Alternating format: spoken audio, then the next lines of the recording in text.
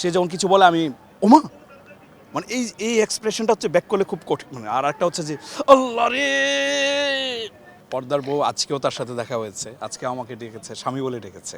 আর তার তো বর আছে, কিছুক্ষণ আগে ডিরেকশন দিয়ে মানে কথা বলে গেছে। সো দুর্দান্ত লেভেলের একজন অভিনেত্রী। তার সাথে আমার এই সিরিজের আগে আমার সাথে কাজ, আমরা বন্ধু। সো মানে এত চমৎকার তার dialogue pattern, expression, as a কোয়ার্টিস্ট হিসেবে আমাকে মুগ্ধ করে। এবং আমি সবসময়ই চাই যে আমার কোয়ার্টিস্টটা ভালো হোক, যেহেতু আমার থিয়েটারের একটা অভিজ্ঞতা আছে। সো আমি অভিনয়টা মানে বলি না যে খুব বেশি বুঝি, তবে ফেল করার মতো না, মানে 33 পাবো ইনশাল্লাহ। এটা আমার এত বছরের এক্সপিরিয়েন্স।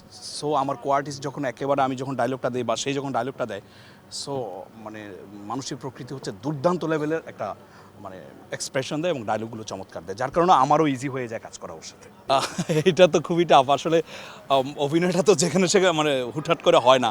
যেমন আমাদের একটা কমন এই বিয়ে আছে, যেমন সে যখন কিছু বলে আমি ওমা, মানে এই এই এক্সপ্রেশনটা হচ্ছে ব্যাক করলে খুব কঠিন। মানে আর একটা হচ্ছে যে আল্লাহ রে, মানে এরকম একটা ও যখন কিছু বলে তখন আমি নিতে পারি না, কারণ ও তো ব্যাককল। আসলে ব্যাককলটা আমাদের সমাজে তো সহজে কেউ নিতে পারে না। তো আমি ম্যাক্সিমাম সময় আমি ঝামেলার মধ্যে পড়ি।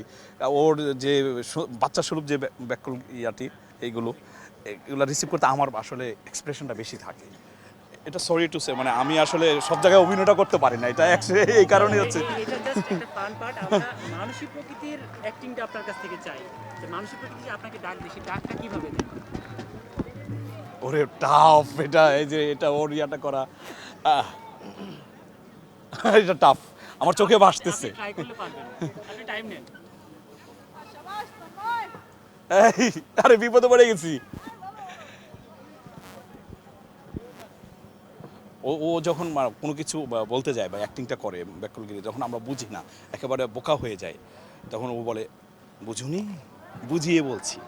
মানে এই যে বুঝিয়ে বলছি, মানে এত বাচ্চা সুলভভাবে বোঝায় যেন মানে আমরাও বুঝি, দর্শকও বুঝে। আসলে টাফ ওর সামনের কাজের কি অবস্থা? সামনে যদি জানতে চাই একটু কাজের ব্যস্ততা নিয়ে, দর্শক ঈদ নিয়ে কাজের ব্যস্ততা কি? সামনে আমার কাজের প্রচুর কাজ আসবে। মিজান ভাইয়েরও মিনিমাম 15টা নাটক আসবে এই ঈদে। 15টার মধ্যেই আমি আছি। খুব চমৎকার চমৎকার গল্প, এবং আমার বিশ্বাস এই নাটকগুলো যে এই ঈদে আসে, বাংলাদেশের মানুষ মানে জাস্ট কী বলে সেটাকে স্তব্ধ হয়ে দেখবে। এবং আমি এটাও বিশ্বাস করি যে ব্যাককলের সুবিধাটা হচ্ছে এর চেয়ে বেশি ভিউ কিন্তু অনেক নাটক আছে, 50 মিলিয়ন 100 মিলিয়ন ভিউ আছে, কিন্তু ব্যাককলের সুবিধাটা হচ্ছে প্রত্যেকটা সিকোয়েন্স মানুষ ভাবে এটা তার জীবনের গল্প, এবং ডায়লগগুলো সহমুখস্থ। এটা হচ্ছে এটার প্লাস পয়েন্ট। হয়তো এটা 10 মিলিয়ন 15 মিলিয়ন, কিন্তু এটার প্রত্যেকটা ডায়লগ হচ্ছে মানুষ মজা পায়। সো আমার বিশ্বাস সামনে যে 15 থেকে 20টা নাটক আসবে, বাংলাদেশের মানুষ নতুন করে আবার চিন্তা করবে, এবং প্রত্যেক মানুষ যখন দেখবে এবং তারা যখন বিভিন্ন সময় বিভিন্ন জায়গায় যাবে, এই শব্দগুলো এবং এই ডায়লগগুলো ইউজ করবে। আমার বিশ্বাস, আমি ডায়লগগুলো না বলি, কিন্তু যখন অনিয়ারে আসবে মানুষ এই ডায়লগগুলো রাস্তাঘাটে মানে গাড়িতে, যারা রিক্সা চালক তারা বাজারে, সব জায়গায় এই ডায়লগগুলো বলবে, এটা আমার বিশ্বাস। সো আমিও চাই যে যারা দর্শক আছে, বাংলা নাটকের দর্শক আছে, তারা বেশি বেশি আমাদের নাটক দেখবেন। যারা মানে বাংলা নাটককে ভালোবাসেন তারা আমাদের পাশে থাকবেন, তাহলে আমরা অনেক ভালো ভালো কাজ আপনাদের উপহার দিতে পারবো।